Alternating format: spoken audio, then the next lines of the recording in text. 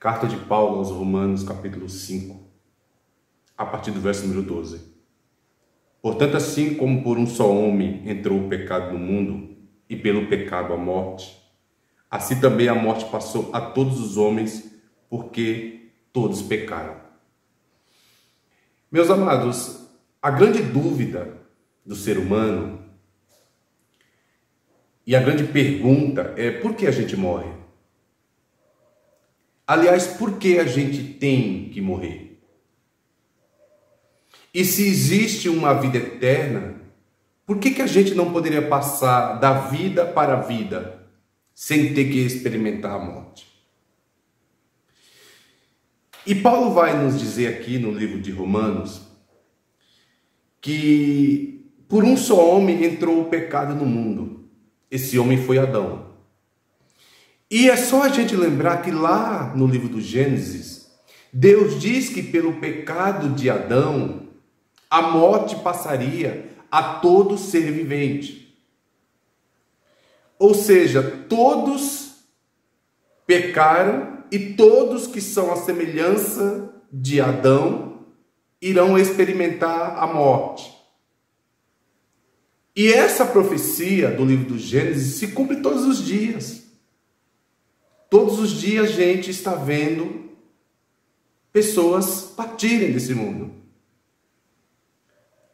E qual de nós teria o privilégio de não experimentar a morte? Nenhum.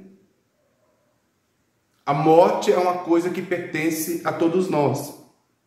Por quê? Porque somos a imagem do primeiro Adão. Agora, você tem um segundo Adão, que é Cristo. E que Cristo agora vai trazer uma promessa de vida eterna depois da morte. Agora, para que um ser humano experimente as delícias de uma vida eterna com o segundo Adão, que é Cristo, o primeiro Adão precisa ser eliminado. Porque ninguém experimentaria o segundo Adão sendo a semelhança do primeiro. Porque o próprio Deus disse para ele que ele do pó veio e para o pó ele voltaria. Então é necessário que todos nós que somos a semelhança de Adão voltemos ao pó. Isso é o que está escrito nas Escrituras. Agora, uma vez que todo Adão foi eliminado, agora nós iremos experimentar a vida eterna com o segundo Adão, que é Cristo. Só que agora não com esse corpo, a imagem de Adão que é do pó da terra.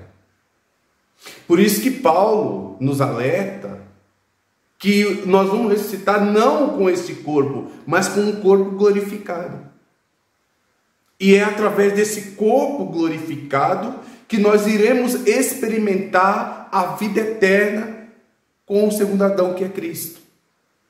Porque se pelo primeiro Adão entrou o pecado no mundo, o segundo Adão, que é Cristo, reinou a graça. Por isso que o apóstolo Paulo diz que onde abundou o pecado, superabundou a graça. E essa graça é aquela que nos livra de sermos condenados com o primeiro Adão. E agora Jesus Cristo nos renova a esperança que um dia que esse Adão que veio do pecado retornar ao pó da terra, ele ressuscitará, mas agora com um espírito e um corpo vivificante, que é segundo Cristo. Então a grande esperança cristã não é não morrer, porque isso é impossível segundo a profecia do Gênesis. A grande esperança cristã é que um dia a gente ressuscite juntamente com Cristo. E que nesse dia não somos mais pertencentes a esse primeiro Adão, mas agora pertencemos a Jesus Cristo. E agora o nosso corpo não é segundo Adão, mas segundo Cristo. Ressuscitado e vivificado para a vida eterna.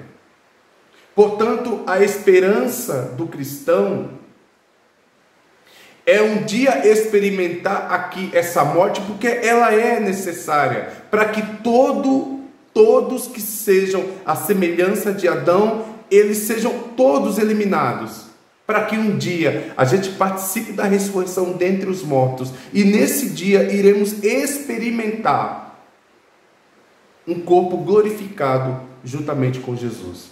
Essa é a nossa esperança.